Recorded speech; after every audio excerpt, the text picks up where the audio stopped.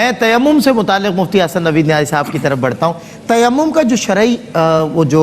حیثیت ہے اور جو شرعی حکم ہے، میں قرآن اور حدیث کے نور سے جاننا چاہتا ہوں، معرفت چاہتا ہوں کہ تیمم کا کیا شرعی حکم ہے۔ بسم اللہ الرحمن الرحیم، صلی اللہ علیہ حبیب محمد وعلی آلہ وصحبہ بارک وسلم۔ اللہ تبارک و تعالیٰ قرآن مجید فرقان حمید برہان رشید میں ارشاد فرماتا ہے وَإِن كُنتُم مَرْضَىٰ أَوْ عَلَىٰ سَفَرٍ أَوْ جَاءَ أَحَدٌ مِّنكُم مِّنَ الْغَائِطِ أَوْ لَامَسْتُمُ النِّسَاءَ فَلَمْ تَجِدُوا مَاءً فَتَيَمَّمُوا صَعِيدًا طَيِّبًا فَامْسَحُوا بِوُجُوهِكُمْ وَأَيْدِيكُمْ۔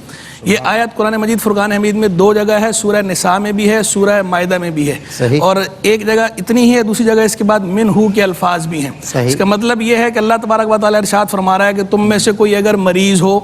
یا سفر میں ہو یا رفع حاجت کی غرض پوری کر کے آیا ہو یا ازدواجی تعلق قائم کیا ہو اور پانی نہ پائے تو اب وہ پاک مٹی کے ساتھ پاک زمین سے تیمم کر لے، تو اپنے چہروں اور اپنے ہاتھوں پر مسح کر لے۔ اب یہ رخصت اللہ تبارک و تعالیٰ نے دی اس امت کو، اور اس کا بیان قرآن مجید فرقان حمید میں ہوا، اور دو جگہ اس کا بیان ہو گیا، یعنی رخصت بھی قرآن میں دی گئی ہے، اور یہ جو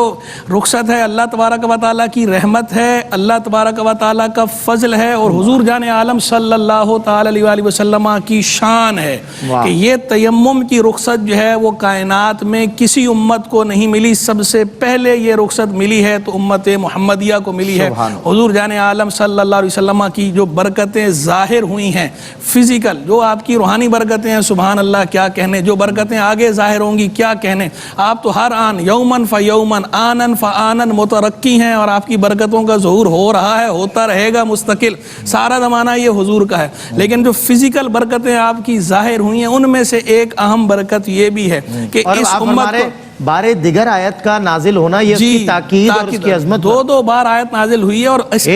آیت کا جو شان نزول ہے تیمم کے حکم کی جو رخصت ہے جو ملی ہے وہ بھی سبحان اللہ، اس میں بھی حضور ہی کی شان ہے اور حضور کے گھر والوں کی شان ہے۔ ام المومنین سیدہ عائشہ صدیقہ طیبہ طاہرہ رضی اللہ تعالی عنہا، ایک مرتبہ غزوہ تھا، غزوہ بنی المصطلق، اس سے واپسی پہ یہ ہوا تھا کہ ان کا ہار گم گیا تھا، اس کی وجہ سے قافلہ رک گیا، پڑاؤ ڈالا گیا مجبوراً، رات پوری وہیں پر گزارنی پڑی۔ تو بعض لوگوں نے باتیں بھی کی کہ دیکھیں ان کی وجہ سے ہم جو ہے نا رک گئے ہیں، تو حضرت ابوبکر صدیق رضی اللہ تعالیٰ عنہ نے باقاعدہ آ کر، چونکہ ام المومنین ہے لیکن آپ کی تو بیٹی ہیں نا، صاحبزادی ہیں، تو آپ نے آ کر تھوڑا جو ہے وہ زجر بھی فرمایا ان کو کہ بھئی تم ہار گما دیا۔ لیکن جب صبح ہوئی اور پانی تھا نہیں وہاں پر، اب نماز پڑھنی تھی، تو یہ آیت نازل ہوئی تیمم کی، رخصت دی گئی تیمم کی۔ تو اس پر ایک صحابی تھے حضرت اسید بن حضیر رضی اللہ تعالیٰ عنہ، وہ بے ساختہ پکارے ام المومنین کو مخاطب کر کے، انہوں نے کہا کہ اے آل ابوبکر، یہ تمہاری پہلی برکت نہیں ہے، یعنی یہ آل ابوبکر کی شان بھی اس سے ظاہر ہو رہی ہے، حضور جان عالم علیہ السلام کی شان، حضور کے گھر والوں کی شان، ام المومنین سیدہ عائشہ صدیقہ رضی اللہ تعالیٰ کی شان،